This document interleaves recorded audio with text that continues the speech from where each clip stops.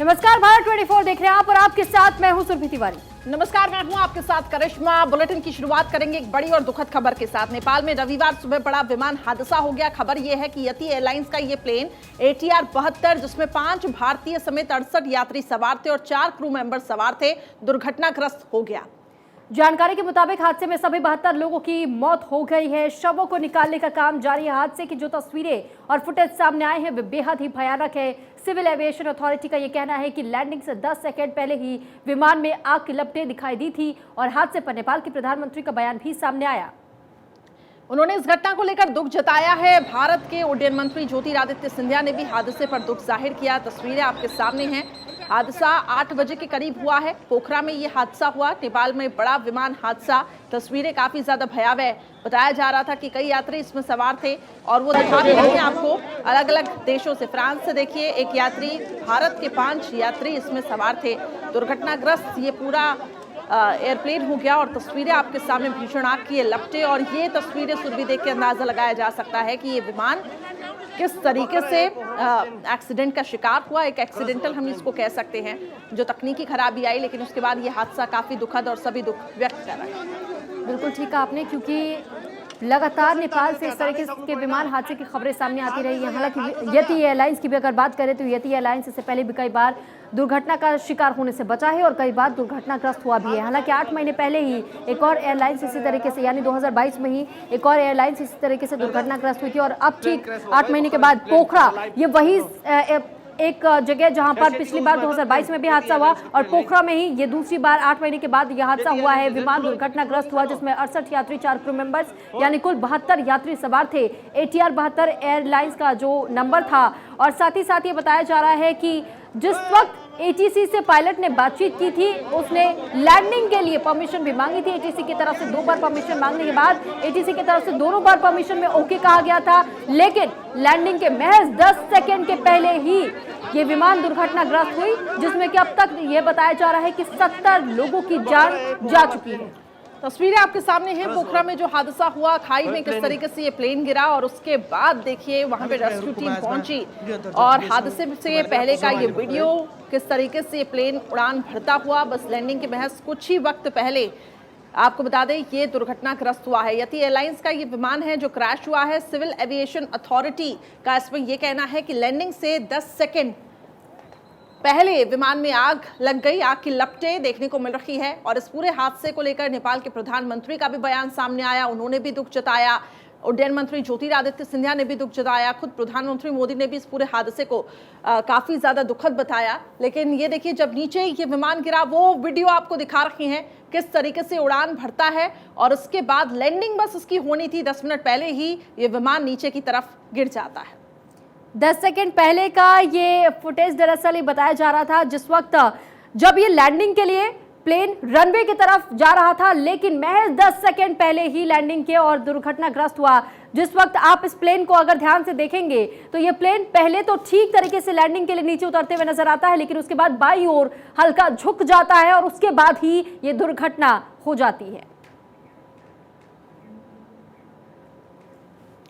महिमा हमारी सहयोगी अधिक जानकारी के साथ जुड़ चुकी है। महिमा, क्या अपडेट्स मिल पा रही हैं? क्योंकि 72 यात्री बताया जा रहा था कि इसमें सवार थे। कई जो अब आंकड़े निकलकर सामने आ रहे हैं वो लगातार बढ़ते जा रहे हैं। फिलहाल आपके पास क्या जानकारी है? आपने बिल्कुल सही कहा, जो मौत का आंकड़ा है लगातार बढ़ता जा रहा है और ऐसे में देखिए काठमांडू से पोखरा की ओर ये विमान जा रहा था और काठमांडू से पोखरा में के बीच अगर विमान जाता है तो कम से कम सिर्फ और सिर्फ 30 मिनट या 30 मिनट से भी कम का समय लगता है। अंत में जब इसकी लैंडिंग होनी तो 10 सेकंड से पहले ही आपने देखा कि किस तरह से तस्वीरें निकलकर सामने और इसमें कई लोगों की जान चली गई। अब तक इस पूरे मामले का अपडेट जिस तरह से आप पूछ रहे हैं तो देखिए नेपाल विमान हादसे की उच्च स्तरीय जांच अब शुरू हो चुकी है और प्रचंड सरकार जो है पूरी तरह से एक्शन मोड में है। एक्शन मोड में हो भी क्यों ना, क्योंकि कई लोगों की जान जा चुकी है। हमारे भारतीय भाई बहनों की भी इसमें जान चली गई है और इस कमेटी की अगर बात की जाए तो 5 सदस्यीय जांच आयोग इसमें बनाया गया है, जिसमें कि पूर्व सचिव नागेंद्र धीमेंद्र जांच आयोग के कोऑर्डिनेटर होने वाले हैं। नेपाली सेना के रिटायर्ड कप्तान दीपक दास बस्तोला इसके सदस्य हैं। इसके अलावा रिटायर्ड कप्तान सुनील थापा आयोग के सदस्य होंगे। वायु रखरखाव अभियंता एक राज जंग थापा आयोग के सदस्य और आखिरी नाम मैं आपको बता दूं बुद्ध सागर लामी छा ने संस्कृति पर्यटन संयुक्त सचिव भी इसमें मौजूद है। देखिए पहले अपडेट ये निकलकर सामने आया था था कि मौसम एक बड़ी चुनौती थी और मौसम की वजह से ये हुआ, लेकिन अब जो जांच के बाद जो बातें निकलकर सामने आ रही है कि तकनीकी खराबी थी और तकनीकी खराबी की वजह से जो पायलट था, पायलट ने परमिशन मांगी थी लैंडिंग की और 2 बार परमिशन मिली भी, और परमिशन के बाद जब लैंडिंग करने की बात आई उससे 10 सेकंड पहले ही आपने देखी होगी वो तस्वीर कि किस तरह से बैलेंस बिगड़ा, पहाड़ी से वो विमान टकराया, आग लग गई और उसके बाद आग की भयंकर लपटें भी आपने देखी कि धुएं का गुबार आसमान तक जा पहुंचा था, जिसमें कि सबसे पहले अपडेट निकलकर सामने आया कि 30 लोगों की मौत हुई, फिर आंकड़ा बढ़कर 40 हो गया और अभी जो बातें निकलकर सामने आ रही तकरीबन 70 लोगों की इसमें जान जा चुकी है।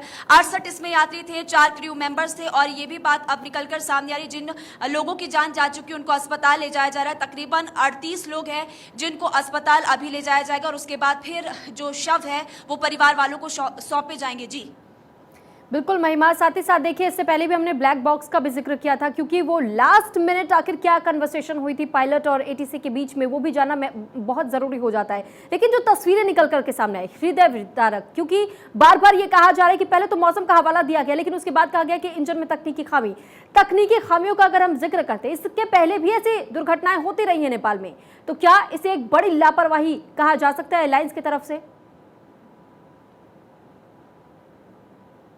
बिल्कुल आपने सही कहा, क्योंकि आपने जैसे कि पहले के हादसों का जिक्र किया, पहले भी मैंने बताया था कि साल 2010 से लेकर साल 2022 को अगर देखें तो इन 12 सालों में तकरीबन 8 बड़े हादसे नेपाल में हुए और इन 8 बड़े हादसों में 166 लोगों की जान चली गई और फिर भी सीख नहीं ली गई। लेकिन देखिए जब जांच अधिकारियों से पूछा गया तो उनकी तरफ से जो बातें अभी कही गई है उसमें उन्होंने ये कहा कि ये विमान पूरी तरह से सुरक्षित था, कोई तकनीकी खराबी रही होगी और इसी को लेकर लगातार जांच होगी। अब ब्लैक बॉक्स का चूंकि आप जिक्र करें कि वो बहुत ही महत्वपूर्ण भूमिका निभाता है कि आखिरी कुछ सेकंड्स में क्या हुआ होगा, क्या पायलट की तरफ से कहा गया होगा, क्या परमिशन दी गई होगी, क्या बातें आई होगी, उसको लेकर लगातार सर्च अभियान भी जारी है। और ब्लैक बॉक्स अगर मिल जाता है, जैसे कि आपने ये भी देखा था कि जब देश के पहले सीडीएस का भी विमान क्रैश हुआ था, उसमें भी हमने देखा था कि ब्लैक बॉक्स बहुत ही ज्यादा महत्वपूर्ण भूमिका में था और उसको लेकर भी लगातार सर्च अभियान चलाया गया था।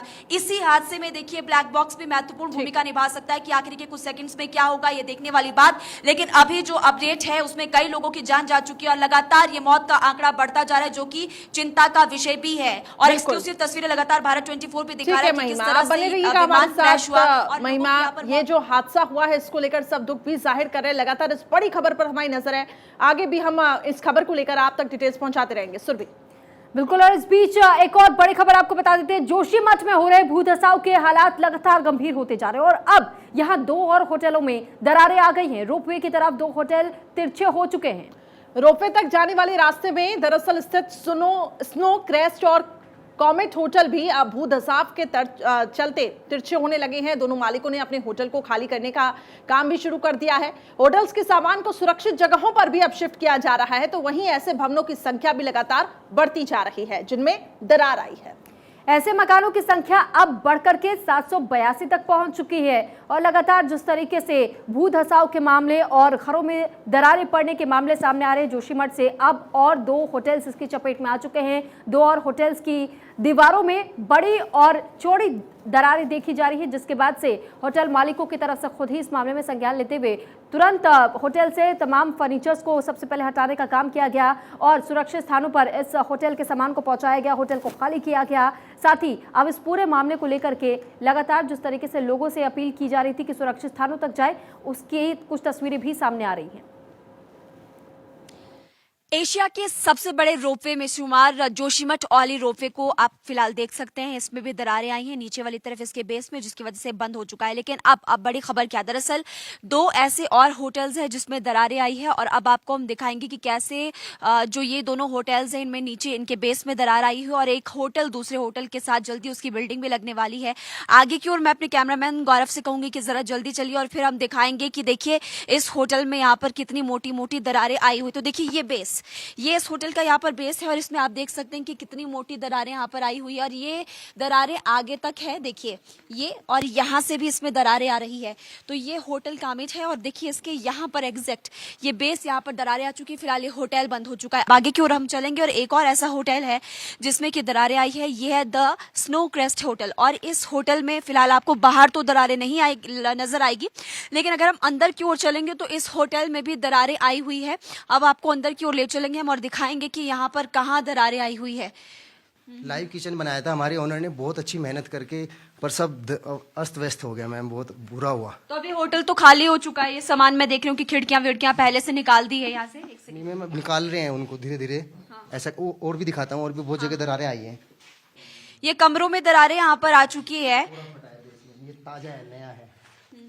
कब बना था ये होटल? ये तो रात ही का है, ये ऐसा तो था ही नहीं। ये अच्छा, तो या अभी का है, रात ही का है। कल प्रशासन देखिए लगातार दरारें यहाँ पर आ रही है, और जैसा कि हमने आपको बताया था कि 2 और होटल क्षतिग्रस्त हुए। यहाँ पर पहले से ऊपर दरारें थी, जैसे कि इनकी तरफ से कहा गया कि ये कल रात को ही दरारें आई है। पर अब आपको दिखाएंगे ऊपर से तस्वीर, और देखिए ये एक बिल्डिंग है, उसके साथ अब ये जो होटल है लगातार, अब देखिए किस तरह से यहाँ पर तस्वीरें निकलकर सामने आई है। 9 इंच चौड़ाई थी इसकी, बिल्डिंग की दूरी 9 इंच थी। आर पार सब क्लियर होता था, अभी ये बढ़ते बढ़ते टच भी हो गया, और अब काफी नीचे तक क्रॉस हो देखिए चुका है। 9 इंच की दूरी थी, लेकिन अब टच हो गया। अगर इस बिल्डिंग को नुकसान पहुंचे या फिर हो जाता है कुछ और, तो इसके नीचे आपको नजर आएगी और भी बहुत सारे घर। और इसी के साथ देखिए मेन मार्केट भी यहाँ पर है। तो लगातार इस तरह से होटलों में दरारें आती जा रही है। देखना ये होगा कि प्रशासन किस तरह से लोगों को और जागरूक करता है, क्या लोगों को शिफ्ट किया जाएगा। कैमरामैन गौरव गिरी के साथ महिमा सिंह, कंवर, जोशीमठ, उत्तराखंड। तो हमारी सहयोगी महिमा ग्राउंड पर इस वक्त मौजूद है और वहां के हालातों के बारे में बता रही है। तो देखिए जोशीमठ में पड़ी दरारों का दायरा बढ़ता ही जा रहा है, और ये दरारें अब जोशीमठ से 5 किलोमीटर दूर सेलंग गांव तक पहुंच गई है। सेलंग गांव का हाल जानने के लिए भारत 24 की टीम जा पहुंची सेलंग गांव, जहां तबाही की शुरुआत हो चुकी है।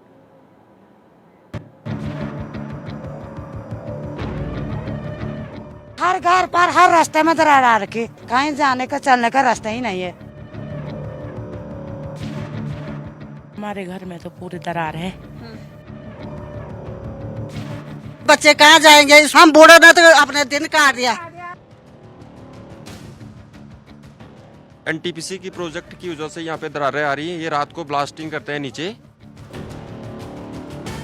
जोशीमठ से लगभग 4-5 किलोमीटर दूर है सेलंग गांव, और हम यहां पर पहुंचे। अब देखिए यहां पर लगभग जितने भी घर हैं सभी में आपको इतनी मोटी मोटी दरारें नजर आएगी। देखिए यहां पर ये बेस है इस घर का, और आप नीचे तक देखेंगे तो पूरा दरारों से भरा हुआ है। और ये देखिए यहाँ पर मोटी मोटी दरारें, और घर जो है आगे को मतलब नीचे वाली तरफ को शिफ्ट हो चुका है। यहाँ पर कुछ लोग आसपास के स्थानीय लोग हैं, ग्रामीण हैं, उनसे हम बात करेंगे कि सभी मकानों में यहाँ पर दरारें। ये किसका घर है? ये घर आप लोगों का ही है? हम बूढ़े ने तो अपने दिन काट दिया। अब पीछे वाले कहाँ जाएंगे? छोटे बच्चों का नाती पोते का क्या होगा हमारा? कहाँ स्कूल जाए, कहाँ हॉस्पिटल जाएंगे, क्या करेंगे? स्कूल भी हमारे यहाँ बहुत दूर पड़ती है। कितना दूर है स्कूल यहाँ से? जोशीमठ में? हाँ, जोशीमठ 5 किलोमीटर। तो मैं अभी नीचे से आई थी तो बड़ी संकरी सड़क है, फिर पैदल जाते हैं बच्चे पढ़ने के लिए? हाँ, हमारे बच्चे पैदल जाते हैं, पैदल आते हैं। बारिश होती, बर्फ पड़ता, हमको इतनी परेशानी हो रही है। किस वजह से यहाँ पर दरारें आ रही है? प्रोजेक्ट कौन सा है? ये सिर्फ एनटीपीसी की प्रोजेक्ट की वजह से यहाँ पे दरारें आ रही हैं। ये रात को ब्लास्टिंग करते हैं नीचे ब्लास्ट होती है इनकी, रात को बहुत ज्यादा ब्लास्ट होती है। हमारे मकानों पे काफी दरारें आ चुकी है, आप लोगों ने देख लिया होगा। और अभी यहाँ पे ना स्कूल है, ना हॉस्पिटल है, कोई भी ऐसी व्यवस्था नहीं है। आप सभी लोग यहाँ पर, आप सभी के घर पे दरारें आई हुई हैं? सभी के? देख लो, सारे मकानों को दे लो आप, अंदर से भी दरारें आ रखी है। सारी एनटीपीसी की ब्लास्ट की वजह से यहाँ पे दरारें पड़ चुकी है। भूदशा के कारण सेलंग गांव में दरारें आ चुकी है, और हमारे घर में भी दरारें आ चुकी है। हमारे स्कूल में भी हमारी इच्छा है पढ़ने की, पर स्कूल खुलेगी कैसी? मेरी मोदी जी से निवेदन है कि यहाँ आके एक बार चेक कर ले। हमारे गांव के नीचे से 8 सुरंगें जा रही हैं, जो ये एनटीपीसी के थ्रू है, और दिन रात टीबीएम स्टार्ट है। और जब भी ब्लास्ट होता है तो हमारे गांव में पूरा कंपनी स्टार्ट होती है, घर घुर हिल जाते हैं। इस कारण पूरे घरों पे दरारें आ चुकी है हमारे गांव में। सेलंग गांव के ये हालात हुए हैं एनटीपीसी की सुरंग से। स्थानीय लोगों का कहना है कि करीब 1 दशक पहले जब एनटीपीसी ने इलाके में सुरंग खोदना शुरू की थी, लोगों ने इसका विरोध किया था, जिस पर एनटीपीसी ने एक निजी कंपनी के माध्यम से घरों का बीमा करवाया। ये 2009 में एनटीपीसी ने हमारे साथ एक बॉन्ड साइन किया था कि इनकी कंपनी के द्वारा अगर किसी गांव के मकान को कोई क्षतिग्रस्त होगी तो उसकी वो पूर्ति करेगी। पर जो उसके बाद काफी मकानों में दरारें आई, ना ही एनटीपीसी के कोई अधिकारी यहाँ पे देखने को आया, और ना ही इसके अलावा कोई कार्यवाही हुई। और ये बॉन्ड इन्होंने पकड़ाए हैं सारे गाँव को। लेकिन अब जब मकानों में दरारें आ रही हैं तो एनटीपीसी मकान मालिकों को मुआवजा देने से बच रहा है।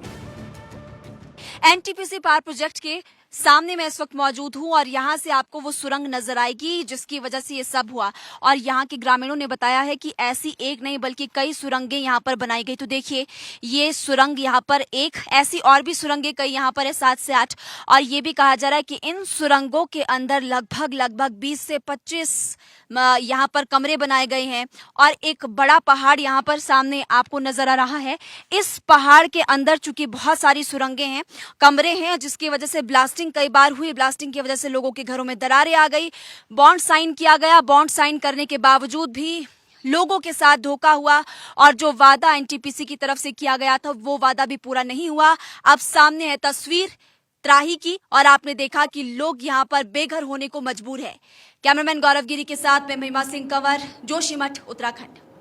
और इस पर अधिक जानकारी के साथ महिमा हमारे साथ जुड़ चुकी है। महिमा, क्योंकि आपने सेलंग गांव जाकर भी और वहां का भी ब्यौरा लिया कि किस तरीके से लोगों के घरों में दरारें अभी से पड़नी शुरू हो चुकी है। एनटीपीसी की तरफ से कहा भी गया था कि अगर हमारी ब्लास्टिंग की वजह से किसी प्रकार से आपके घरों को क्षति पहुंचती है तो उसका खामियाजा आपको भुगतने की जरूरत नहीं है, बल्कि उसकी भरपाई हमारी तरफ से की जाएगी। लेकिन एनटीपीसी ने तो साफ इससे पहले ही स्पष्टीकरण जारी करते हुए यह कह दिया था कि हमारी ब्लास्टिंग के कारण कोई दरारें नहीं पड़ी हैं। आपने बिल्कुल सही कहा कि कहा कुछ और था लेकिन रियलिटी कुछ और निकलकर सामने है। और रियलिटी आपने भी देख ली, भारत 24 के दर्शकों ने भी देख ली। जो रिपोर्ट इस वक्त हमने दिखाई सेलंग गांव में, आपने वो बड़ी सुरंग दिखी होगी, कम से कम 4 फीट उसका डायमीटर होगा। उसके अलावा आप देखिए कितना बड़ा था। और इसी तरह की सुरंगें एक नहीं बल्कि 7-8 सुरंगें वहां पर है। और इन 7-8 सुरंगों के अंदर आप सोचिए 25 कमरे, एक पहाड़ के अंदर आप पहाड़ को खोखला कर रहे हैं, उसके अंदर आप घर मकान बना रहे, माफ कीजिएगा कमरे बना रहे हैं, इसके अलावा सुरंगें आप बना रहे हैं। आपने देखा होगा कि वहां पर एक छोटे से बच्चे की तरफ से अपील की गई, प्रधानमंत्री से और राज्य सरकार से अपील की गई कि हमारी पढ़ाई में इसका काफी ज्यादा असर पड़ रहा है। बच्चों के स्कूल बंद हो चुके हैं। आप सोचिए बच्चों के स्कूलों में भी दरारें आ चुकी है, जिसकी वजह से अब बच्चे स्कूल नहीं जा सकते। उनकी पढ़ाई पर इसका असर पड़ रहा है। जाहिर सी बात है लोगों के रोजगार पर भी इसका असर पड़ रहा है। और सबसे बड़ी बात, अब लोगों के घर टूटते जा रहे हैं, लोग काफी ज्यादा परेशान है। और ये ना सिर्फ जोशीमठ, जबकि आपने देखा होगा कि जोशीमठ से तकरीबन 4 से 5 किलोमीटर दूर सेलंग, वहां की ऐसी तस्वीरें, और उससे आप 7-8 किलोमीटर और आगे जाएंगे वहां पर हेलंग, इस तरह की तस्वीरें सामने आएगी। और अभी कल ही हमने रिपोर्ट दिखाई थी कि 4 धाम ऑल वेदर रोड का काम लगातार जारी है और छुप आकर वो काम लगातार हो रहा है। दोपहर के समय तो काम नहीं होता, लेकिन ये अपडेट है कि रात के समय वो काम होता है। वहां पर जब मजदूरों से हमने बात की तो उन्होंने कहा कि 3 दिन पहले काम बंद हुआ था, लेकिन सेलंग के लोगों से जब हमने बात की तो लोगों ने बताया सिर्फ 2 दिन पहले इसका काम बंद हुआ था। तो लगातार इस पर भी सवाल खड़े हो रहे हैं कि जब एक तरफ पहाड़ लगातार टूट रहे हैं उसके बावजूद भी इन प्रोजेक्ट्स का काम क्यों नहीं रोका जा रहा। बिल्कुल, और ये कहीं ना कहीं जो नजरअंदाज से किया गया है उसका खामियाजा वहां के स्थानीय लोग महिमा भुगत रहे हैं। लेकिन सवाल यही है प्रशासन का, अब यहाँ पे क्या जवाब होगा, क्या रुख होगा, क्योंकि इस वक्त प्रशासन कटघरे में है। अब ये देखना होगा कि क्या मुआवजा, जो कि मरहम का एक तरीके से काम कर रहा है, लेकिन जो वैकल्पिक व्यवस्था होती है वो आखिर किस तरीके से होती है। सुरभि, बिल्कुल, और साथ ही अब इसी के साथ खबरों में आगे बढ़ते हुए अब आपको जानकारी दे देती कि भारत ने एक बार फिर से अपने दुश्मनों को आड़े हाथों लिया और विदेश मंत्री एस जयशंकर ने पाकिस्तान और चीन को खरी खरी सुनाई है। पाकिस्तान से पैदा होने वाले आतंकवाद और चीन के साथ सीमा पर आक्रामक झड़पों पर भारत ने जवाबी प्रतिक्रिया दी। इसके साथ साथ विदेश मंत्री एस जयशंकर ने कहा कि देश किसी के दबाव में नहीं आएगा।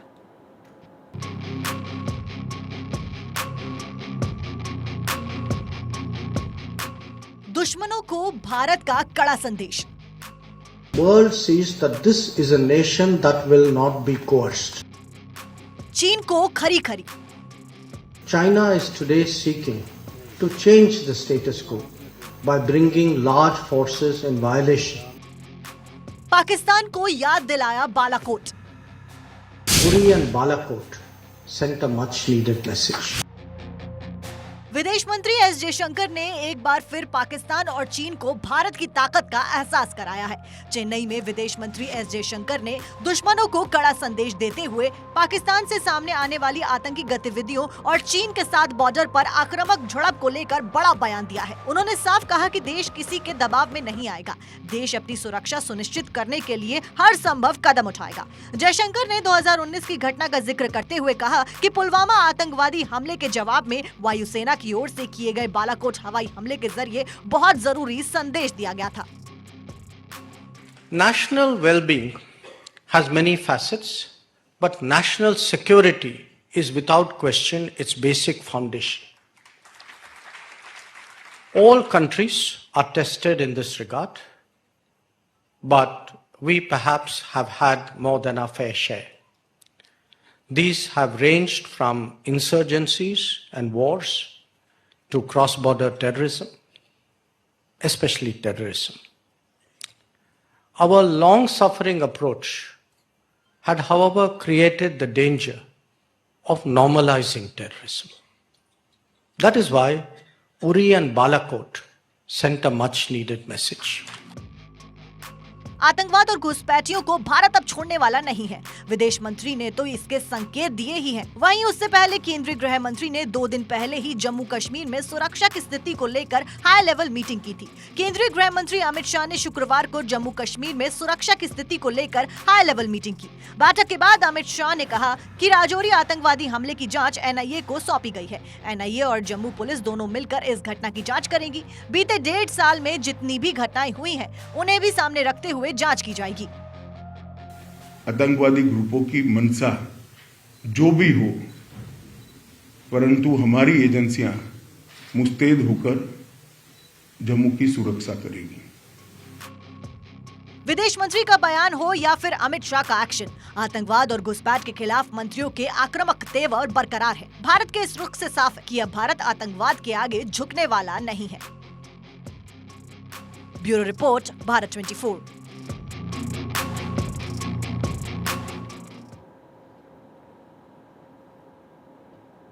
चलिए अब आगे बढ़ते हैं, रुक करते हैं अगली बड़ी खबर का। सेना दिवस पर शौर्य संध्या समारोह का आयोजन। बेंगलुरु में शौर्य संध्या समारोह का आयोजन और इस समारोह में रक्षा मंत्री राजनाथ सिंह पहुंचे। तो आर्मी चीफ मनोज पांडे भी मौजूद है, CDS अनिल चौहान भी समारोह में मौजूद है। दरअसल आज बेंगलुरु में सेना दिवस मनाया जा रहा है। इंडियन आर्मी डे के मौके पर सुबह भी कार्यक्रम हमने आपको दिखाया था। आर्मी के प्रमुख मनोज पांडे का संबोधन भी हमने आपको सुनवाया था और साथ ही साथ जिस तरीके से मार्च पास्ट किया गया, परेड निकाली गई, हेलीकॉप्टर का भी पराक्रम हर किसी ने देखा था। जिस तरीके से इंडियन आर्मी अपने दमखम का परिचय देते हुए नजर आई थी और अब संध्या समारोह का भी आयोजन किया गया है। आर्मी चीफ मनोज पांडे भी इस दौरान मौजूद रहेंगे और साथ ही साथ बेंगलुरु में शौर्य संध्या समारोह का आयोजन किया गया है जिसमें कि रक्षा मंत्री राजनाथ सिंह भी आज यहां पहुंचे हुए हैं बेंगलुरु में। और ये पहली बार ऐसा हुआ है जब दिल्ली से इस स्थान को शिफ्ट करते हुए बेंगलुरु किया गया और पहली बार बेंगलुरु में इस कार्यक्रम का आयोजन हो रहा है। बिल्कुल, और तस्वीरें देखिए सेना दिवस का, शौर्य का प्रदर्शन सेना दिवस पर, और वो तस्वीरें आपको दिखा रहे हैं घुड़सवारी करते हुए और अलग अलग आपको बता दें फॉर्मेशंस दिखाते हुए। दूसरी तस्वीर जो आप देख रहे हैं, जो बड़े हम ये कह सकते हैं एयरक्राफ्ट्स हैं वो इस तरीके के फॉर्मेशन करते हैं, तो एक तरीके से अपने शौर्य को यहाँ पे दिखाया जाता है और उसी की ही वानगी देखने को मिली इन तस्वीरों में। हालांकि बताया जा रहा है रक्षा मंत्री राजनाथ सिंह पहुंचे हैं, CDS पहुंचे हैं और वो तस्वीरें army chief Manoj Pande, CDS Anil Chauhan इस समारोह में पहुंचे और काफी भव्य तरीके से सेना दिवस का ये कार्यक्रम मनाया गया। और जैसा कि सुरभि भी जिक्र कर रही थी कि हर बार दिल्ली में ये पूरा कार्यक्रम होता था लेकिन अब बेंगलुरु को चुना गया है और तस्वीरें आपके सामने जहां पर सेना के ये जवान अपने शौर्य कर्तव्य को दिखाते हुए ये फॉर्मेशन करते हुए।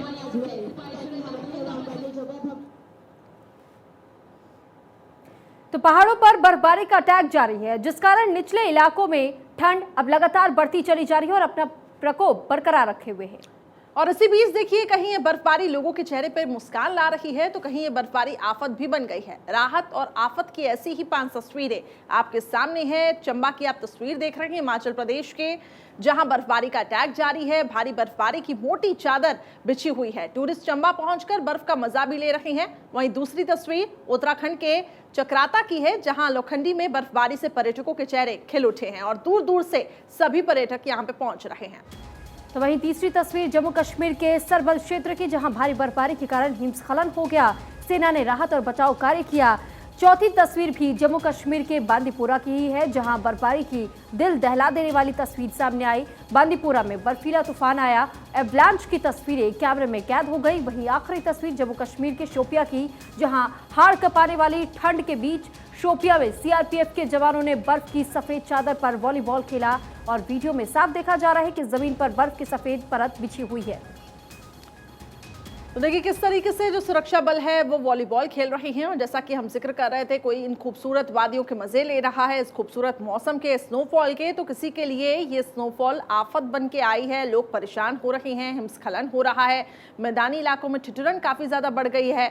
मंडी की अगर हम बात करें, शिमला की बात करें, लेकिन टूरिस्ट के लिए ये एक सेंटर ऑफ अट्रैक्शन इस वक्त बना हुआ है। सभी यहाँ पर पहुँच रही हैं, मौसम का मजा ले रहे हैं, लुत्फ ले रहे हैं। लेकिन हमारी आपसे अपील है कि इन पहाड़ी राज्यों में जब आप जा रही हैं जहाँ पे काफ़ी ज़्यादा स्नोफॉल हो रहा है, मौसम का मज़ा अपनी तरफ, लेकिन सावधानी अपनी तरफ, सावधानी को ज़रूर बरतें।